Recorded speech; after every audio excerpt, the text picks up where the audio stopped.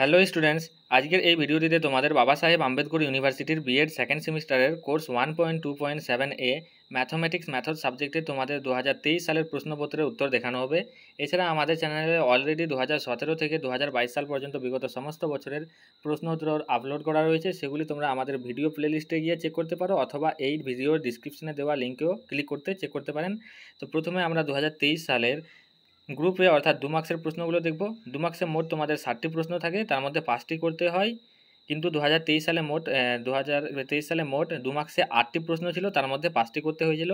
1 নং দাগের প্রশ্ন হলো গণিতে ভাস্করাচার্যের 2টি অবদান উল্লেখ করুন। 2 নং দাগের প্রশ্ন হলো গণিত শিক্ষণের 2টি মূল্য লিখুন। 3 নং দাগের প্রশ্ন হলো গণিত পরীক্ষাগার কি। 4 নং দাগের প্রশ্ন হলো নৈর্ব্যক্তিক প্রশ্নের যে কোনো 2টি বৈশিষ্ট্য উল্লেখ করুন। 5 নং দাগের প্রশ্ন হলো নির্ণায়ক অভিক্ষার 2টি সুবিধা লিখুন। 6 নং দাগের প্রশ্ন হলো গণিতের 2টি প্রকৃতি উল্লেখ করুন। 7 নং দাগের প্রশ্ন হলো গণিতে বিশ্লেষণ পদ্ধতির 2টি অসুবিধা লিখুন। 8 নং দাগের প্রশ্ন হলো গণিত শিক্ষণের সাংস্কৃতিক লক্ষ্য কী। এরপর গ্রুপ বি অর্থাৎ 5 মার্কসের প্রশ্ন। 5 মার্কসে মোট তোমাদের 5টি প্রশ্ন থাকে, তার মধ্যে তোমাদের 3টি করতে হয়, 3টি মিলে মোট এখানে 15 নম্বর রয়েছে। 2 নং দাগের প্রশ্ন হলো গণিত শিক্ষণে ডায়নোসের নীতিগুলি বর্ণনা করুন।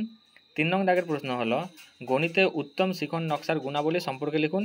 এখানে অ্যান্সারে লেখা আছে যে এই প্রশ্নের উত্তরের জন্য 2018 সালের 4 নং প্রশ্নের উত্তর দেখুন, তার মানে এই প্রশ্নটা 2018 সালেও এসেছিলো, সেই প্রশ্নটাই উত্তর তোমাদের দেখতে হবে। 4 নং দাগের প্রশ্ন হলো উপযুক্ত উদাহরণের সাহায্যে আরোহী ও অবরোহী শিক্ষণ পদ্ধতির পার্থক্য নিরূপণ করুন। 5 নং দাগের প্রশ্ন হলো গণিত শিক্ষকের পেশাগত দক্ষতা বৃদ্ধির উপায় উল্লেখ করুন। 6 নং দাগের প্রশ্ন হলো ধীরগতি সম্পন্ন শিক্ষার্থী কারা, এদের জন্য যে কোনো 3টি প্রতিকারমূলক কর্মসূচি বর্ণনা করুন। এরপর গ্রুপ সি অর্থাৎ 10 মার্কসের প্রশ্ন। 10 মার্কসে মোট তোমাদের 2টি প্রশ্ন থাকে, তার মধ্যে 1টি করতে হয়। 7 নং দাগের প্রশ্ন হলো সিসিই কি অথবা নিরবিচ্ছিন্ন সার্বিক মূল্যায়ন বলতে কী বোঝায়, এর উদ্দেশ্যগুলি লিখুন। অভিক্ষাপত্র তৈরির মূল নীতিগুলি বর্ণনা করুন।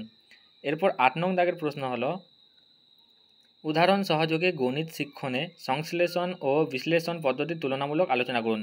এখানে উত্তরে লেখা আছে যে এই প্রশ্নের উত্তরের জন্য 2018 সালের 8 নং প্রশ্নের উত্তর দেখুন, তার মানে 2018 সালের 8 নং প্রশ্নে এই প্রশ্নটা এসেছে, তার জন্য এই কথাটা লেখা হয়েছে এখানে। এই ছিল আজকের একটি ছোট্ট ভিডিওটি যদি ভালো লেগে থাকে তাহলে অবশ্যই লাইক ও সাবস্ক্রাইব করবেন।